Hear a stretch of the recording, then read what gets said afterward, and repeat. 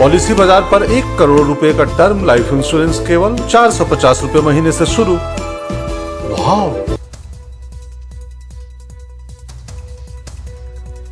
देश की बात में आपका स्वागत है। मैं हूं शारिक खान। विज्ञापन दिल्ली सरकार का खर्चा दे आम आदमी पार्टी। सुनने में थोड़ा अटपटा लग सकता है, लेकिन दिल्ली के उपराज्यपाल दिल्ली के मुख्य सचिव को आम आदमी पार्टी से 97 करोड़ रुपए सूद समेत वसूलने के निर्देश दिए। उपराज्यपाल का आरोप है कि दिल्ली सरकार ने सरकारी विज्ञापन की आड़ में राजनीतिक विज्ञापन दिया, जिसकी कीमत आम आदमी पार्टी से वसूली जानी चाहिए। हम देखा करते थे पिक्चरों के अंदर, जिन्ने इलाही, होशियार, खबरदार, औरंगजेब जो है आ रहे हैं और अब वो अपना फरमान सुनाएंगे।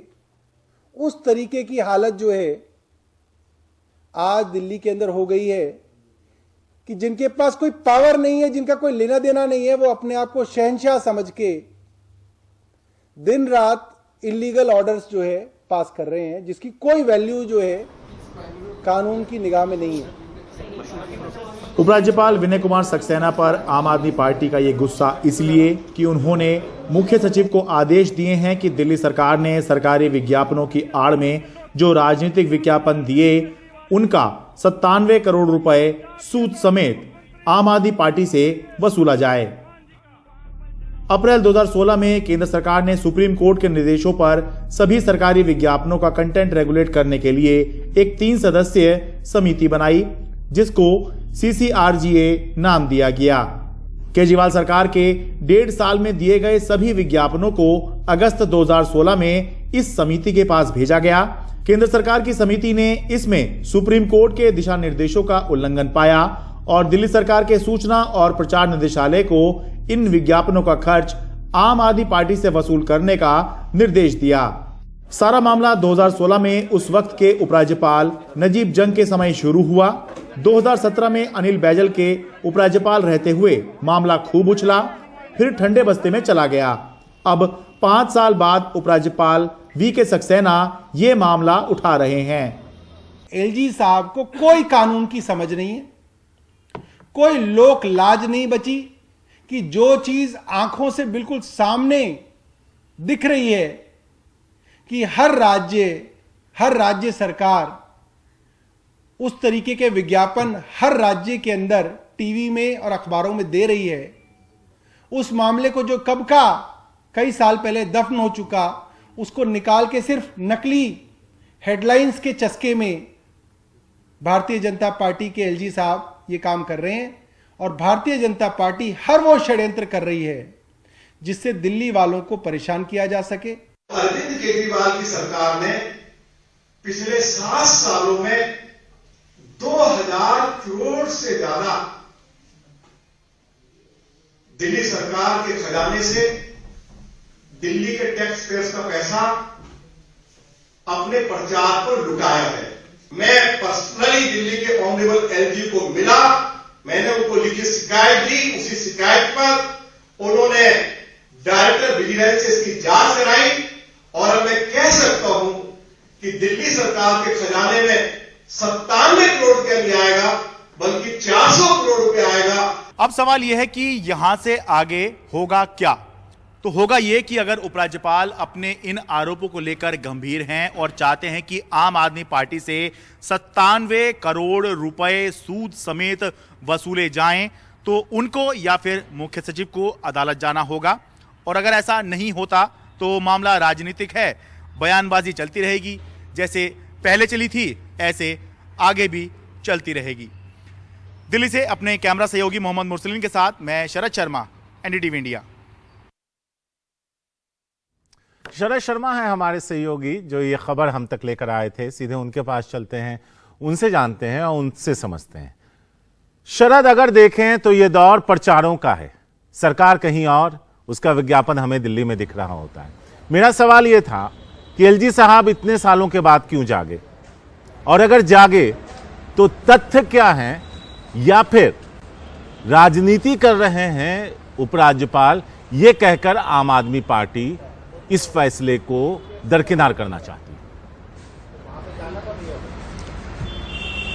देखिए, पहली बात तो यह है कि आजकल या पिछले कुछ महीनों से लगातार ही उपराज्यपाल जो मामले उठा रहे हैं, ज्यादातर पुराने ही मामले उठा रहे हैं जो 2015, 16, 17, 18, 19 में होते रहे हैं, जो भी फैसले हुए हैं केजरीवाल सरकार के, वही उठा रहे हैं और उन्हीं की जो है जांच चल रही है।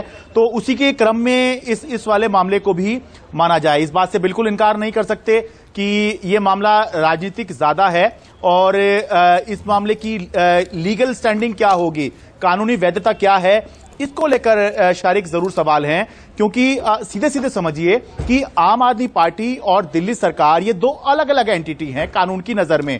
दिल्ली सरकार एक अथॉरिटी है, एक सरकार है। आम आदमी पार्टी एक पॉलिटिकल पार्टी है, एक राजनीतिक पार्टी है।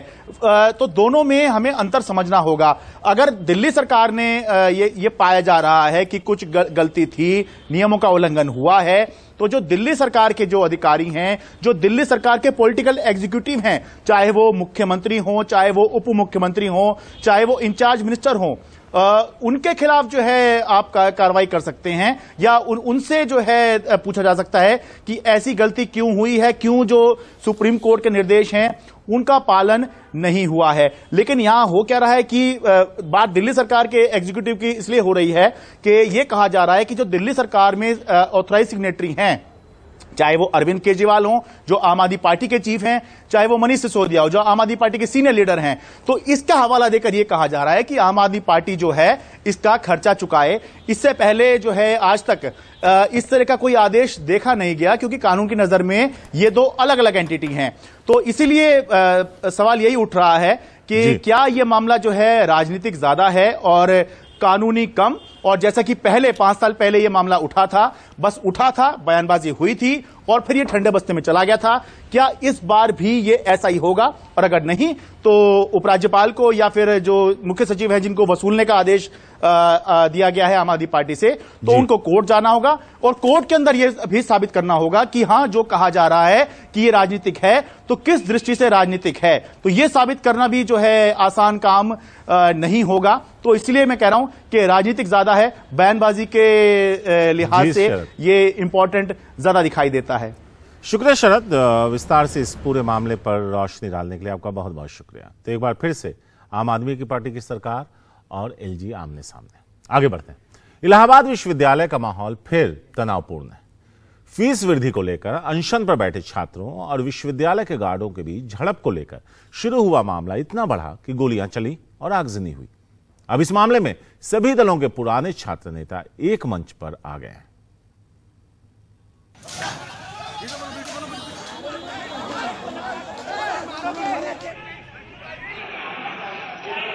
इलाहाबाद विश्वविद्यालय में फीस बढ़ाने के मामले पर पिछले 104 दिनों से आंदोलन कर रहे छात्रों और विश्वविद्यालय प्रशासन के सुरक्षा कर्मियों के बीच सोमवार को गेट खोलने और बंद करने को लेकर तकरार इतनी बढ़ी कि मारपीट हुई, गोलियां चली और आगजनी हुई। मंगलवार को छात्रों ने इसका विरोध काली पट्टी बांधकर किया। इलाहाबाद विश्वविद्यालय का ये काला दिन है आज का दिन, इसीलिए सभी लोग हम लोग प्रतीकात्मक एक विरोध कर रहे हैं काली पट्टी बांध करके। और हमारी केवल मांग है जो प्रैक्टोरियल बोर्ड के सह पे ये गार्ड गोली चला रहे हैं, जो मार रहे हैं, इनकी तुरंत गिरफ्तारी हो, इनके ऊपर तुरंत कार्रवाई हो। इस घटना के बाद 3 नामजद गार्डों सहित तकरीबन 43 लोगों के खिलाफ पुलिस ने मुकदमा दर्ज किया।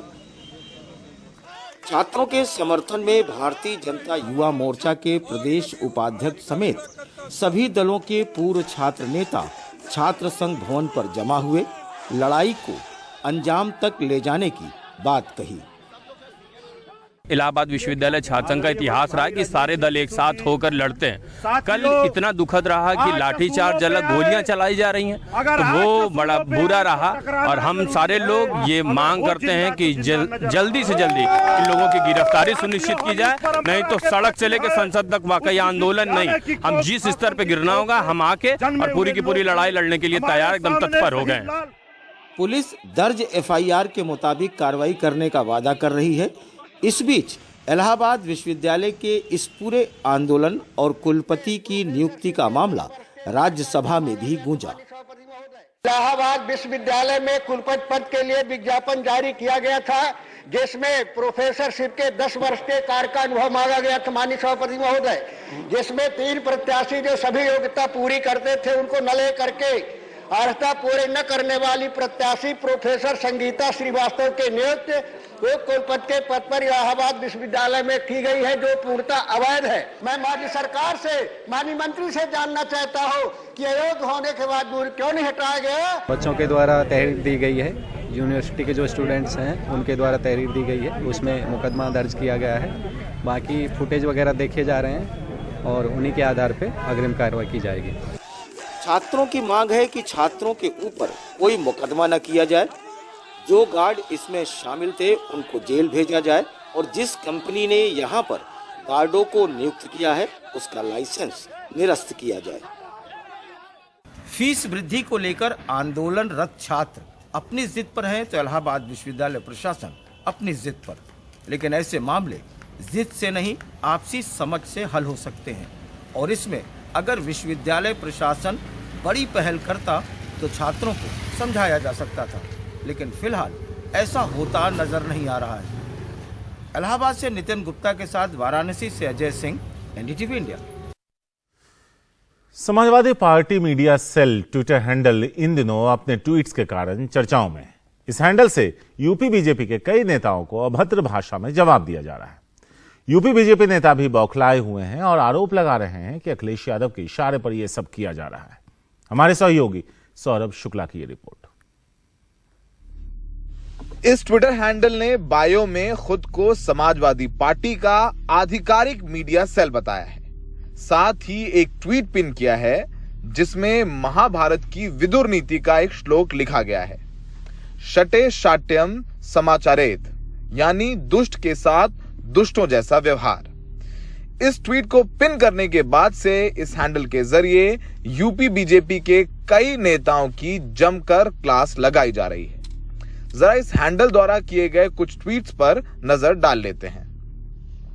बीजेपी नेता राकेश त्रिपाठी ने एक ट्वीट में आजम खान का एक पुराना वीडियो शेयर किया जिसमें वो मुलायम सिंह यादव के खिलाफ आपत्तिजनक टिप्पणी करते हुए नजर आ रहे हैं, तो उन्हें सपा मीडिया सेल ने करारा जवाब देते हुए किन्नर पुत्र कह डाला। बीजेपी प्रवक्ता मनीष शुक्ला जब मीडिया सेल के इस हैंडल के खिलाफ उतरे तो उन्हें इस हैंडल के जरिए दलाल बता दिया गया। ऐसे कई ट्वीट हैं जिनकी भाषा को लेकर बीजेपी के कई नेता तमतमाए घूम रहे हैं। बीजेपी प्रवक्ता राकेश त्रिपाठी का कहना है कि ये सब सपा प्रमुख अखिलेश यादव के इशारे पर किया जा रहा है। आज पूरी समाजवादी पार्टी में कोई भी ऐसा व्यक्ति नहीं बचा है जो अखिलेश यादव की इन गलतियों को पॉइंट आउट करे कि अखिलेश यादव की ये टिप्पणियां अब विधि की परिधि को पार कर रही है। अखिलेश यादव जी को इसका खामियाजा भुगतना पड़ेगा। वो किसी के परिजनों पर, किसी के वृद्ध माँ बाप पर अगर गाली गलौज की टिप्पणियां करके इसको समाजवाद मान रहे हैं तो ये अखिलेश यादव को भारी पड़ेगा। खराब भाषा के प्रयोग को लेकर इस हैंडल द्वारा सफाई देते हुए लिखा गया है कि जब देश प्रदेश के सर्वोच्च पदों पर बैठे लोग अपनी पद की मर्यादा भूलकर नमूना, 50 करोड़ की गर्लफ्रेंड या टोटी चोर या दीदी ओ दीदी या फेक वीडियो शेयर करके जनता को गुमराह तथा विपक्षियों पर अभद्र टिप्पणियां करते हैं तो एक न एक दिन बूमरैंग की भांति बैना वापस होना ही था। हम लोग भाषाई गरिमा को समझते हैं, हम हमारे राष्ट्रीय नेता आदरणीय अखिलेश यादव जी, लेकिन उन लोगों से, उस भारतीय जनता पार्टी से आप भाषाई सूचिता, भाषा की मर्यादा कैसे सीख सकते हैं? जिस भारतीय जनता पार्टी के सर्वश्रेष्ठ नेता ने ये कहा हो कि उनकी गर्लफ्रेंड 50 करोड़ की है, जो लोगों के गर्लफ्रेंड के, किसी के पत्नी के, किसी के बहन की कीमत लगाएं, उनसे आप भाषा कैसे सीख सकते हैं? इस ट्विटर हैंडल के खिलाफ लखनऊ में 2 एफआईआर दर्ज हुई हैं। हालांकि दोनों ही मामलों में पुलिस अभी जांच कर रही है। अब राजनीतिक लड़ाई जमीन से ज्यादा सोशल मीडिया पर लड़ी जाती है। सपा के कुछ नेताओं का कहना है कि बीजेपी के हर छोटे नेता कार्यकर्ता ने अखिलेश यादव को टोटी चोर तक बोला है, तो अब बीजेपी की भाषा में उनको जवाब दिया जा रहा है। तो फिलहाल भाषाई मर्यादा बना के रखना जरूरी है, चाहे वो जमीन पर लड़ाई हो, चाहे वो सोशल मीडिया पर लड़ाई हो। लेकिन फिलहाल जो नेता हैं समाजवादी पार्टी के, वो ये कह रहे हैं कि उनको नहीं पता कि ये हैंडल कौन चला रहा है। नई दिल्ली से सौरभ शुक्ला की रिपोर्ट, एनडीटीवी इंडिया। वक्त है एक छोटे से ब्रेक का। ब्रेक के बाद संसद में क्यों होता रहा हंगामा।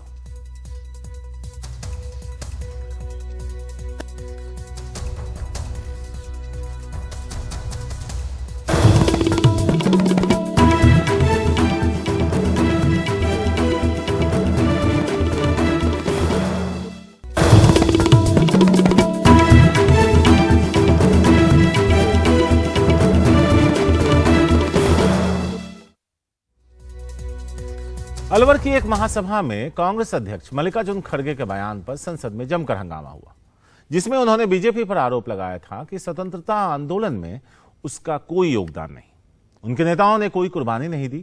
बीजेपी इस बात पर अड़ी है कि खड़गे माफी मांगे, जबकि खड़गे अपने बयान पर कायम है।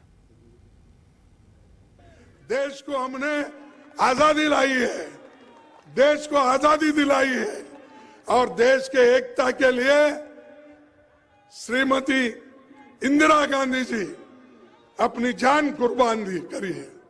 राजीव गांधी जी अपने जान दिए हैं इस देश के एकता के लिए। तो ये सब हमने किया, हमने अपनी जान दी, हमारे पार्टी के नेताओं ने जान दिया। तुम क्या किए? आपके घर में कोई देश के लिए कुत्ता तो मरा है? क्या कोई तो कुर्बानी दी है? नहीं। भारत जोड़ो यात्रा के दौरान अलवर में कांग्रेस अध्यक्ष के इस बयान से मंगलवार को संसद में सत्ता पक्ष और विपक्ष के बीच टकराव और बढ़ गया।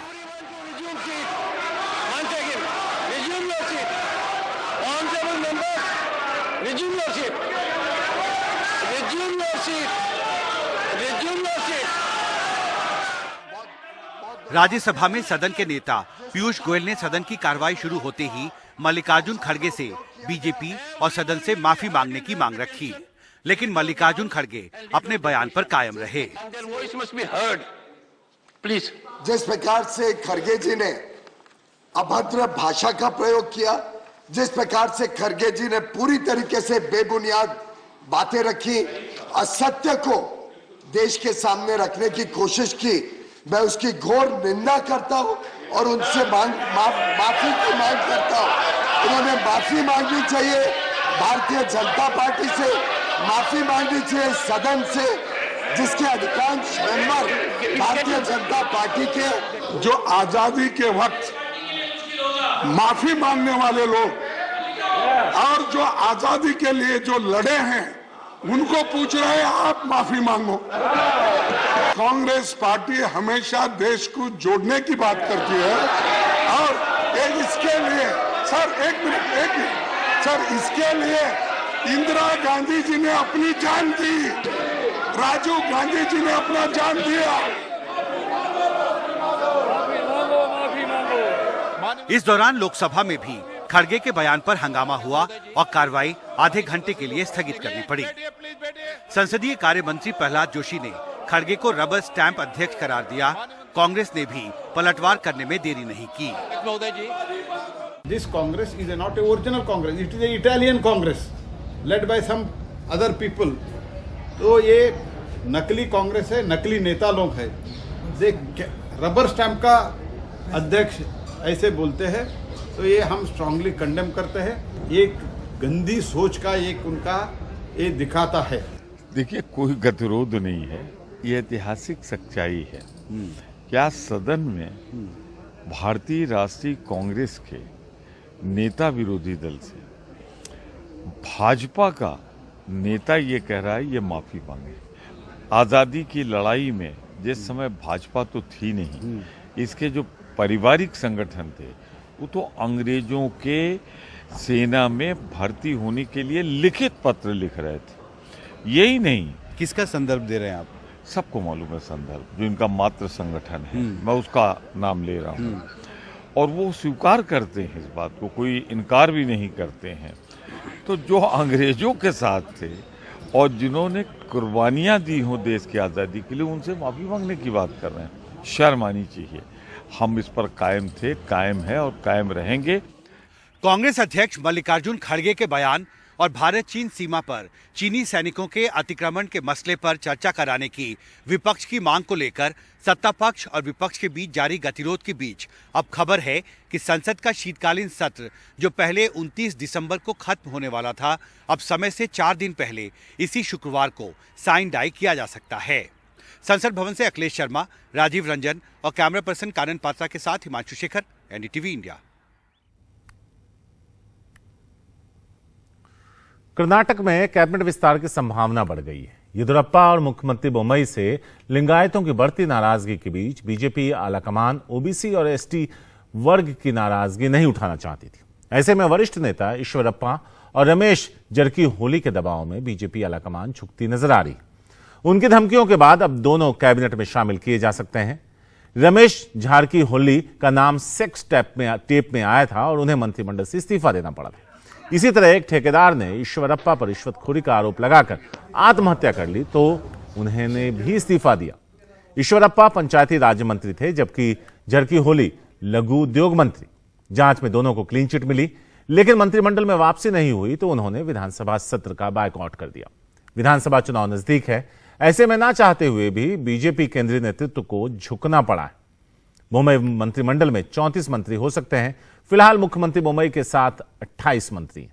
दावेदार 20 के ऊपर हैं। कुछ मंत्रियों को हटाकर नए चेहरों को मौका देकर फिलहाल पार्टी और नाराजगी मोल लेना नहीं चाहती, वो भी जबकि लिंगायत बगावती तेवर दिखा रहे हैं। मुख्यमंत्री बोम्मई दबाव में नजर आ रहे हैं।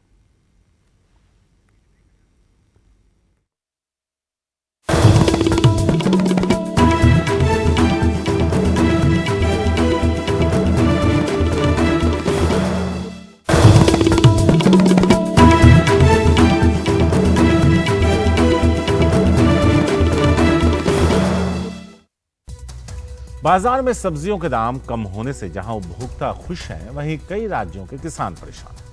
मंडियों में पत्ता गोभी, टमाटर, आलू और प्याज के दाम 2 रुपए से 10 रुपए किलो है। इसके चलते किसानों को इन फसलों की लागत तक नहीं मिल पा रही। पश्चिमी यूपी से लेकर कर्नाटक तक के किसान परेशान हैं। देखिए रविश रंजन शुक्ला की ये रिपोर्ट। पश्चिमी उत्तर प्रदेश में हापुड़ के तातारपुर गांव के किसान विपिन त्यागी 12 बीघे में लगाए पत्ता गोभी के खेतों पर ट्रैक्टर चला रहे हैं। पत्ता गोभी की इस खेती में उनकी लागत करीब 1 लाख रुपए लगी, लेकिन अब मंडी में 10,000 रुपए भी नहीं मिल रहे हैं। पत्ता गोभी इस वक्त मंडी में 1 से 2 रुपए किलो बिक रही है, तो मंडी ले जाने का कोई मतलब ही नहीं है। जो पैसा लगाया वो भी वापसी नहीं आ रहा, बचत तो बाद में होगी, तो इसलिए मजबूरी में ही हमको जोतना पड़ रहा है। मंडी में बिक रहा है इस टाइम 40 रुपए से लेकर 100 रुपए तक माल, और इस पे 100 रुपए ही मंडी तक ले जाने का खर्चा आ जाता है, तो क्या करें, जोतना ही पड़ेगा। पश्चिमी उत्तर प्रदेश के इन इलाकों में विपिन त्यागी जैसे हजारों किसानों को इस साल पत्ता गोभी की खेती में लाखों रुपए का नुकसान हुआ है। यहाँ से 10 किलोमीटर दूर बागड़पुर गांव के किसान जितेंद्र भी 24 बीघे के पत्ता गोभी की फसल पर ट्रैक्टर चलवा रहे हैं। वहाँ बिकता भी नहीं और 60-70 में इसमें उससे ज़्यादा हमारी लागत आ रही है ले जाने की, और कट्टा है 40 रुपए लेबर का खर्चा है कटाई का ही। जब कटाई भी नहीं मिल रही इसमें तो क्या करें, ले जाए। लागत हमारी 200-250 रुपए बैठ रही है कट्टे कम से कम, लेकिन क्या करें, मजबूरी है, इसे उजाड़ कर दूसरी फसल बोएंगे।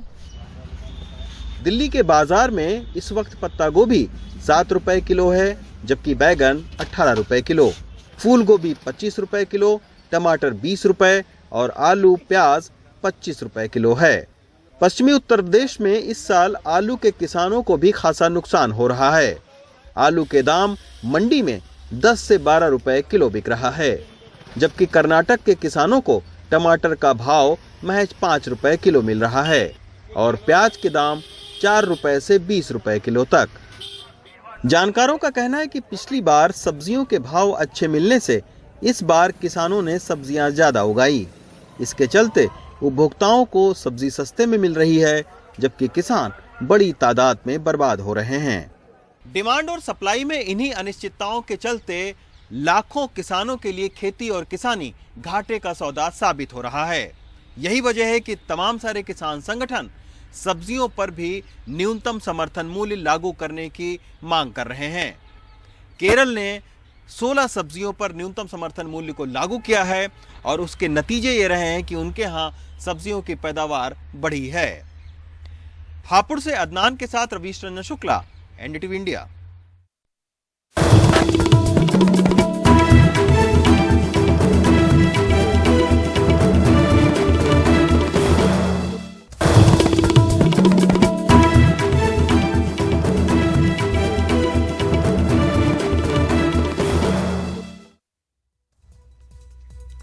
महाराष्ट्र में सरकार बदलने के साथ ही मोदी सरकार के dream project high speed bullet train की अड़चनें कम हुई हैं। रेलवे मंत्रालय ने दावा किया कि बुलेट ट्रेन परियोजना के लिए महाराष्ट्र में 98% से ज्यादा जमीन का अधिग्रहण किया जा चुका है। उधर गुजरात में काम की रफ्तार किस तरह तेज है, ये वीडियो जारी कर दिखाया गया। गुजरात में 28,000 से ज्यादा खंभे लग चुके हैं। बुलेट ट्रेन प्रोजेक्ट पर काम की रफ्तार तेज है। गुजरात में लगभग सभी सिविल कार्य की जिम्मेदारी सौंपी जा चुकी है। 118 किलोमीटर से ज्यादा की दूरी के लिए खंभे बनाए गए हैं। बताया जाता है कि गुजरात में 28,000 से ज्यादा खंभे बन चुके हैं। नदियों के सभी छोटे और बड़े पुलों का निर्माण किया गया है। घाटों पर गर्डर लगाने का काम जारी है। गुजरात के आणंद, सूरत, वडोदरा, भरूच, बिलीमोरा, वापी, नवसारी जिलों में बुलेट ट्रेन स्टेशन का निर्माण शुरू है। अहमदाबाद मुंबई के बीच बहुचर्चित भारत की पहली हाई स्पीड बुलेट ट्रेन बनने के बाद 6 घंटे से अधिक का सफर करीब 2.5 घंटे में पूरा होगा। रेलवे मंत्रालय ने सिलसिलेवार कई ट्वीट किए। दावा किया कि बुलेट ट्रेन परियोजना के लिए महाराष्ट्र में 98% से ज्यादा जमीन का अधिग्रहण किया जा चुका है, जबकि गुजरात में 98.87% भूमि का अधिग्रहण किया गया है और दादर नगर हवेली में 100% भूमि परियोजना के लिए अधिग्रहित की गई है। बुलेट ट्रेन के रूट पर 12 स्टेशन होंगे। इनमें से 8 गुजरात में और 4 महाराष्ट्र में होंगे। महाराष्ट्र में national high speed rail corporation limited परियोजना की कार्यान्वयन एजेंसी को बांद्रा कुर्ला कॉम्प्लेक्स, ठाणे, विरार और बोईसर में नेटवर्क विकसित करना है। महाराष्ट्र के ठाणे जिलाधिकारी बताते हैं कि अड़चनें खत्म हुई हैं और उनके जिले में अधिग्रहण का काम पूरा हो गया है। लगभग 80 हेक्टेयर का लैंड एक्विजिशन करना था, 80 हेक्टेयर का, उसमें से 79.25 79.25 हेक्टेयर का एक्विजिशन हो चुका है। वो 99.06% एक्विजिशन की परसेंटेज आता है उसका। ये जो और बाकी सिर्फ 0.75 हेक्टेयर का बाकी है। वो भी बाकी इसलिए है कि उसका लैंड एक्विजिशन का प्रपोजल ही हमें अक्टूबर या दिसंबर इसी मंथ में मिला है, तो उसको थोड़ा वक्त लगेगा, 4-5 महीने का। मुंबई अहमदाबाद बुलेट ट्रेन परियोजना 508 किलोमीटर की है और इसका अधिकांश हिस्सा गुजरात में है। अधिग्रहण प्रक्रिया की तेजी के बीच उम्मीद है कि महाराष्ट्र के हिस्से में भी अब गुजरात की तरह ही जल्द निर्माण कार्य दिखने शुरू हो जाएंगे। 2026 में भारत की पहली बुलेट ट्रेन शुरू होने की उम्मीद है। ठाणे से अनिल शुक्ला के साथ मुंबई से पूजा भारद्वाज, एनडीटीवी इंडिया। तो आप देख रहे थे मेरे साथ देश की बात। फिलहाल आज इस शो में इतना ही। मुझे दीजिए इजाजत। नमस्कार।